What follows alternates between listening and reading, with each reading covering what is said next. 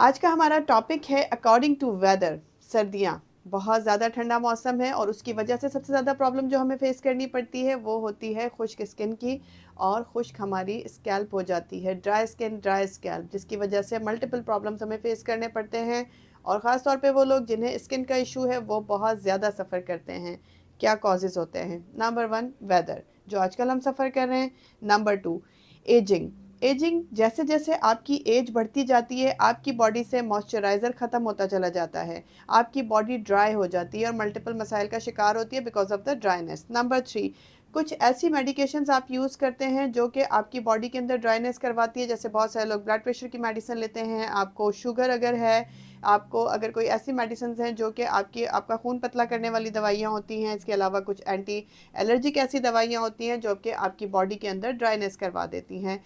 ये multiple reasons होते हैं। बाथ टाइम अगर आपका बहुत ज़्यादा है, ज़्यादा लंबे टाइम तक आप शावर लेते हैं, 20 मिनट 25 मिनट गर्म पानी के सामने, आपको पता ही नहीं चलता कि आप कितनी देर शावर ले रहे हैं, तो भी आपकी बॉडी में ड्राइनेस हो जाती है। आपकी बॉडी में अगर आपको बहुत ज़्यादा गर्म पानी से बाथ लेने की आदत है तो भी आपको ड्राइनेस हो जाती है। ये तो थे सारे कॉजेज़ जिनकी वजह से हमारी स्किन, हमारी स्कैल्प ड्राई होती है और मल्टीपल मसाइल का शिकार होती है। इसके बाद हम आते हैं ऐसी चीज़ों की तरफ जिनके जो कि इसका हल है। क्या किया जाए? सॉल्यूशन क्या है? घर में रहते हुए जो सॉल्यूशंस हम कर सकते हैं, हमने सबसे पहले अपने लिए अपनी रूटीन हैबिट को चेंज करना है। वेदर को हम चेंज नहीं कर सकते, वेदर अकॉर्डिंगली अल्लाह ताला ने बनाए और अकॉर्डिंगली ही आएंगे। हमने अपनी बॉडी को अकॉर्डिंगली प्रोटेक्ट करना है। अभी जैसे ठंडा मौसम है तो हम उसी पे बात करते हैं, जिसकी वजह से ड्राइनेस बहुत ज़्यादा बढ़ गई है। आपके सर में जब ड्राइनेस होती है तो वो खुश्की या डैंड्रफ करवा देती है और बॉडी की ड्राइनेस की वजह से एक्जिमा, डर्माटाइटिस और बहुत सारे मल्टीपल आपको इचिंग की और बहुत सारे मल्टीपल कंप्लेंट्स होना शुरू हो जाती हैं। आपने अपनी बॉडी को डेली बेसिस पे कैसे घर में मॉइस्चराइज करना है? नंबर वन, आपने अपना बाथ टाइम रिड्यूस करना है। 5 से 10 मिनट से ज़्यादा आपने शावर नहीं लेना, दिन में सिर्फ एक मरतबा शावर लेना है। हर मरतबा शावर लेने के बाद एक होम रेमेडी बता रही हूँ, उसे ध्यान से सुनिएगा। आपने मरहबा कंपनी का आलमंड ऑयल लेना है। अपना शावर कंप्लीट करने के बाद आपने आधी बाल्टी या आधा टब पानी में 2 चमचे मरहबा आलमंड ऑयल के डालने हैं, मिक्स करके उसे सर से पाँव तक बहा लें। उसके बाद आपने टॉवल ड्राई नहीं करना, सेल्फ ड्राई होने देना है बॉडी को और आपका बाथ कंप्लीट हो गया। अभी आपकी बॉडी नीम गीली होगी, जिसे हम कहते हैं हल्का हल्का सा पानी होगा। आपने उसके ऊपर अपना पसंद का जो भी मॉइस्चराइज़र आपको सूट करता है, जिसमें सेरामाइड मौजूद हो, ख़ासतौर पे ये ध्यान रखना है क्योंकि जिसमें सेरामाइड मौजूद होता है वो आपकी बॉडी को ना सिर्फ सॉफ्ट करता है, आपकी बॉडी के कोलेजन इलास्टिन को बूस्ट करता है, रिंकल से, झुर्रियों से आपको निजात दिलाता है, बल्कि आपकी स्किन को भी स्मूथ कर देता है। तो ऐसा मॉइस्चराइज़र आप इंतखाब करें अपनी स्किन के मुताबिक। अगर आपको मेडिकली कोई प्रॉब्लम है स्किन का तो आप अपने डॉक्टर का एडवाइस किया हुआ मॉइस्चराइज़र इस्तेमाल करेंगे। गीली बॉडी पे आपने मॉइस्चराइज़र लगा लिया, अब सारा दिन के लिए आपकी बॉडी में मॉइस्चराइज़र लॉक हो गया। So this is the best remedy अभी के वेदर के लिए, आपको काफ़ी हद तक ड्राइनेस से और उसके बाद होने वाले मसले मसाइल से जो निजात दे देती है। दूसरे नंबर पे आपने किसी भी हार्ड क्लेंजर का इस्तेमाल नहीं करना। कोई भी ऐसा हार्ड सोप नहीं लेना, जैसे कि जितने भी मार्केट में अवेलेबल हैं, जैसे कि सेफ गार्ड है, डेटॉल है, लाइफ बॉय है, जिन्हें हम कहते हैं एंटी बैक्टीरियल है, जरासीम कुश है, तो प्लीज़ इनका इस्तेमाल ना करें क्योंकि ये मज़ीद आपकी बॉडी में ड्राइनेस करवाएंगे। एक ही सोप है जिसे मैं रिकमेंड करती हूँ, डव वाइट, आप यूज़ कर सकते हैं, बेस्ट होता है ये। आपको अगर कुछ और अवेलेबल नहीं है, आप कोई मेडिकेटेड चीज़ इस वक्त नहीं ले सकते, तो आप डव वाइट यूज़ करें अपनी बॉडी को वॉश करने के लिए। इवन दो उससे फेस भी वॉश कर सकते हैं, तो आपकी बॉडी में काफ़ी हद तक मॉइस्चराइज़र रहेगा। ये घर पे रहने वाला टोटका है। उसके अलावा ऐसे कपड़ों का इंतखाब करें जो कि आपकी बॉडी को इरिटेट ना करें।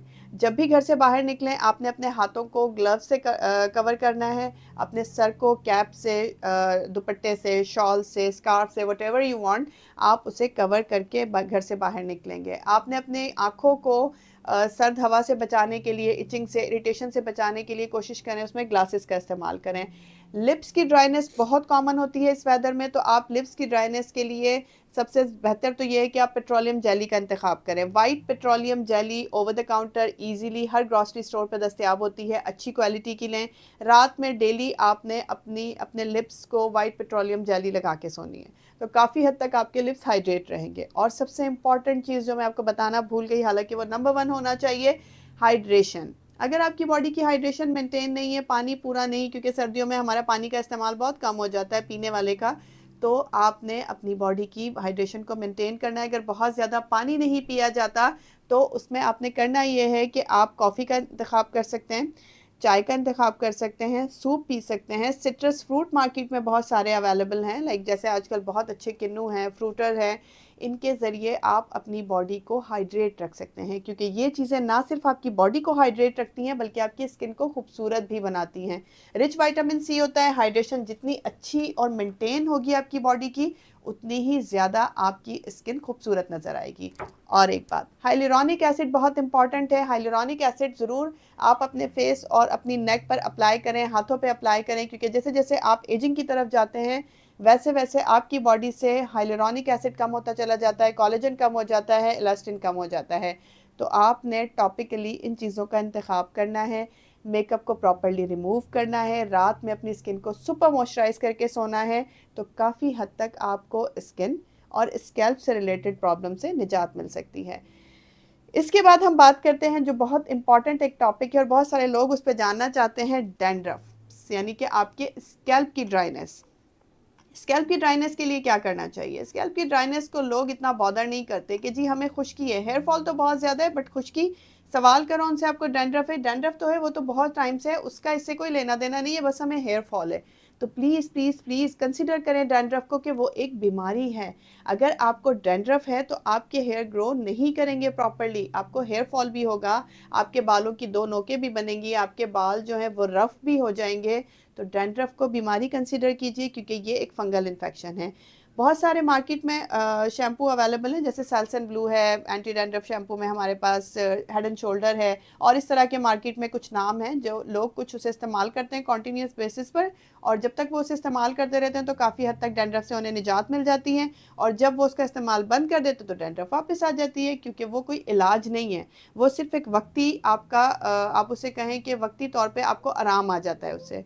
डैंड्रफ अगर आपकी डेली शावर लेने के बाद, एंटी डैंड्रफ शैम्पू करने के बाद भी नहीं जा रही है, तो ज़रूर आपको अपने डर्मेटोलॉजिस्ट को कंसल्ट करना चाहिए, क्योंकि ये डैंड्रफ आपके बालों की ग्रोथ को रोकने के लिए एक इम्पॉर्टेंट रोल अदा कर रही है। सो अगर आपको अपने बालों से प्यार है, जो सबको होता है, मुझे तो बहुत है अपने बालों से प्यार, इसीलिए डेली शावर लीजिए, और अगर डैंड्रफ है और वो आपके टोटकों के बावजूद नहीं जा रही है, तो प्लीज़ कंसल्ट करें अपने डर्मेटोलॉजिस्ट से। और मुझसे कंसल्ट करने के लिए हमारी स्क्रीन पे नंबर दिए हुए हैं, DHA फेस 6 लाहौर में मेरी क्लिनिक है, आप मुझसे कंसल्ट कर सकते हैं। अपॉइंटमेंट बुक करवाने के लिए नंबर्स पे कॉल कीजिए और मुझसे कंसल्टेशन लें। Thank you so much.